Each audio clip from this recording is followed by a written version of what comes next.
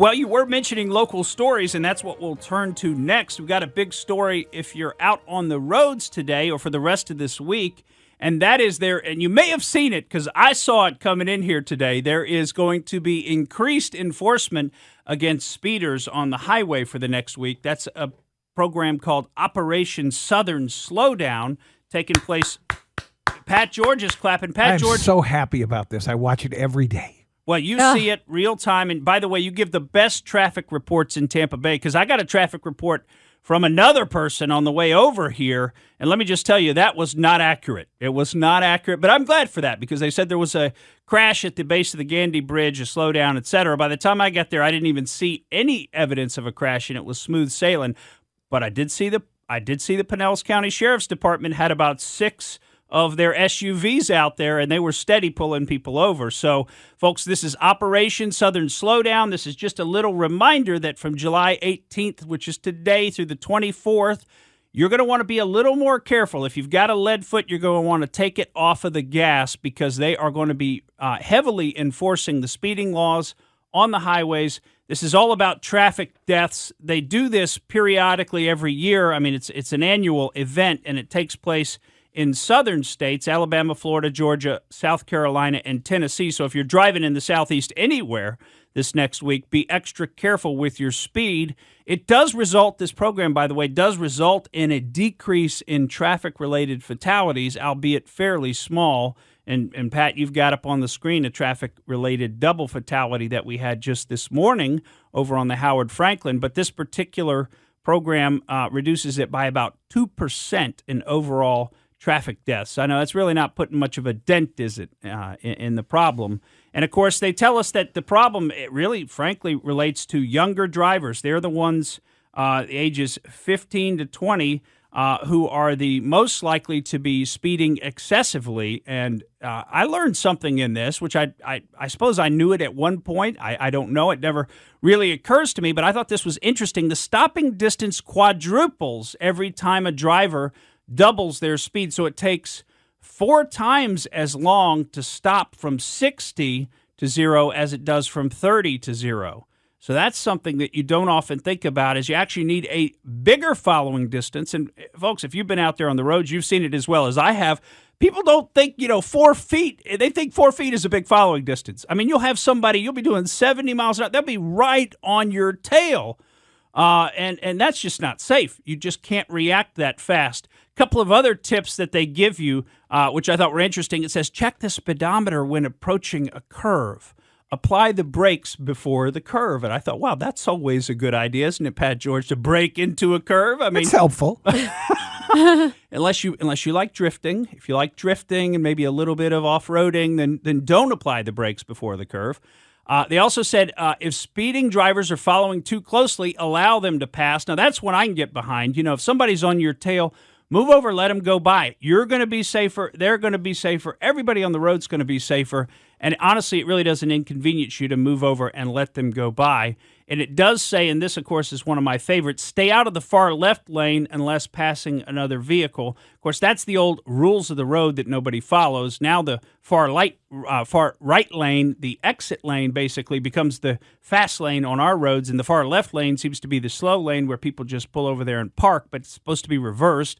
And, hey, there's actually a logic to the way that the rules of the road work. It's safer for everybody. So if you don't know this, if you're in the left lane, you should be only going in the left lane to pass, and if you can get back into the right lane, then you should do that. So Operation Southern Slowdown, watch your speed around the Bay Area for the next week and hopefully beyond that. Well, we had another interesting story. This is one I just can't get over, these alligator attacks. I don't know if you saw this, but now there's been another alligator attack, and this one was a team effort as well by the Gators, which is kind of freaky because we remember that attack just a couple of months ago with Sean McGinnis over here in Largo, right near the studio, basically, where he was in retrieving Frisbee discs, which he could resell for a Frisbee golf area, and he could resell the used discs, and 2 Gators apparently got a hold of him. And, of course, he was killed. We remember that story. Well, now we've got a story of a woman down a little south of Sarasota in Inglewood who was at the Boca Royale Golf and Country Club where she lived walking, and she apparently fell into a pond was having trouble. Poor thing, she was an elderly woman. She was having trouble getting out of the pond. There were 2 gators in the pond, an 8-foot 10-inch gator and a 7-foot 7-inch gator.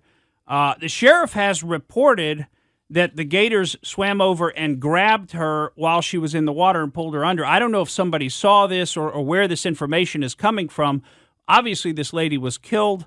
A trapper did remove the 2 alligators. They say they don't know if those were the 2 alligators involved or not. I mean, if not, I mean, how many alligators are in this pond? You know what I mean? To stay away from that pond in the Boca Royale Golf and Country Club, because that's a dangerous pond. Anyway, this poor lady died. So now we've got 2 fatalities here real near the Bay Area this year that are pretty, prominent, I would say, and awfully horrifying. You don't think about this happening. If you fell into a water retention pond, you think, okay, well, you're probably going to get muddy and wet, but you're going to make it out alive. Apparently not always if there are gators in there and if you have a little trouble, if you're elderly or something. So that's something, just to kind of put in the back of your mind. See, growing up here, I mean, we all spent a lot of time here, the 3 of us. And, I'll be honest with you, I've always grown up thinking that you don't need to be that scared of alligators. You kind of like, you stay away from them, they'll stay away from you. I was looking into the mating season because that's the excuse that you hear oftentimes, like, oh, they're more aggressive, they're coming towards more humans because of that, but that's over. The mating season's over. So these are just mean gators. These are the angry ones that didn't get a girlfriend. Apparently so. Yeah, they missed out on mating season this year, so watch out, folks. Anyway, some interesting statistics about the number of bites. We're actually averaging about 8 unprovoked bites a year that require medical attention. Now, from 1948 to 2011, we were only averaging 5.75 unprovoked bites. So for some reason, the number of alligator attacks that are requiring medical attention are up about 50% over the last decade. I don't know if that's just more people in Florida, more interactions with the gators, more gators in Florida, because we certainly have a lot more gators now than we used to have since we put them under a protected status years ago and got the population numbers back up. But, and just recently, we've had more shark bites everywhere. And more shark, yeah. Okay, so the animals are finally turning against us. You know what happens after that, right? All right, so the next local interest story we've got right here in our own Ybor City. Roxanne, I'm assuming you saw this one. What a story this is. You got to love this. A parking spot dispute. Did you see this, Pat George? No. Okay, a parking spot dispute. I guess somebody pulled into a parking spot that somebody else thought they were waiting on. It was their spot, whatever. Well, the guy waiting on it was a former NFL tight end, Orson Charles, and he didn't take too kindly to somebody stealing his spot, so he goes walking over there from his car. He's got a, by the way, I should mention, he pulls up his shirt, and you can imagine why he's pulling up his shirt. It's not to show off his six-pack, right? He's got a firearm tucked into his belt. Well, then he pulls the firearm out. Well, you want to add a little more something interesting to this story. The 2 people sitting in the car who took his spot are Tampa police officers who are not wearing uniforms. So they're non-uniformed police officers. But I got to love this. They drive off. They are scared. Well, and you can't blame them for that. They thought he was going to shoot them. Apparently, he was pretty serious about he was going to shoot them. They showed him their badges, and he said, I don't give a blank. I have one in the head. Now, I don't know if that means... What does that mean? Yeah. I don't know. I was trying to think, does that mean he has a badge in his head? Or does that mean he has a gun and he's going to put one in your head? I don't know. I couldn't tell how to read that. Maybe he was just angry. Maybe he was freaking out because he then realized, hey, you're probably going to get in trouble when you pull a gun on a couple of cops. But anyway, they drove away. And I'll tell you this. Sheriff Cronister's got to be loving this, right? They drove away and they contacted a sheriff's deputy and told the sheriff's deputy about what had happened. And the sheriff's deputy went over and arrested him. So the Tampa Police Department, 2 officers, they're like, hey, we're getting out of here. Hey, sheriff's deputy, can you go take care of that guy that just pulled a gun on us? I just thought that was interesting that they went and told the sheriff's deputy, who then took care of the problem. And of course, this is right there in Ybor City. Ybor City is from time to time is a little bit of a rough area. They've tried many times to sort of gentrify it and make it nice. Sometimes more successfully than others, but this was right down there in Ybor City and just happened over the weekend. So Charles has been charged with aggravated assault with a deadly weapon, carrying a concealed firearm, and introduction of contraband into a detention facility, which I think related to a small quantity of drugs that he had in his possession when he was arrested. Orson Charles went to Plant High School. I feel like I covered him because that was back in the day when I covered a lot of high school football right before he got drafted. Well, that's exactly right. I mean, he had a heck of a record there, too, didn't he? I mean, for a tight end. Yeah, for sure. Yeah, he was at Riverview. That's right. He was at Riverview and then transferred to Plant. And then in his senior year, he made 75 catches for 1,418 yards and 21 touchdowns.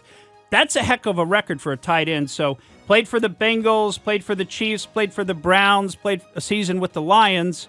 Obviously had a distinguished career. Now lives in Tampa, 31 years old, and he's probably in a little bit of trouble after this little parking spot incident. Thank you for listening to the Morgan Streetman Show. We hope you enjoyed what you heard, and if you did, please click like and subscribe to help us out. And remember that we recommend that you exercise your brain at least once a week.